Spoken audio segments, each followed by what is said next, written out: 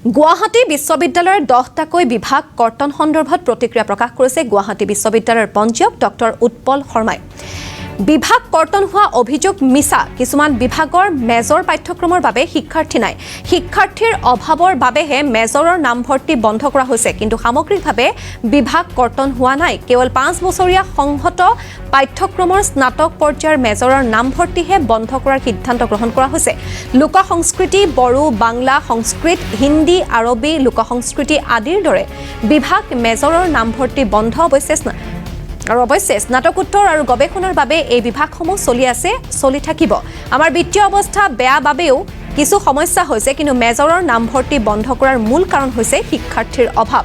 গুৱাহাটী বিশ্ববিদ্যালয়ৰ বিৰুদ্ধে ভুল তথ্য আগবঢ়োৱাসকলৰ ক্ষেত্ৰত আমি ব্যৱস্থা গ্ৰহণ কৰিম।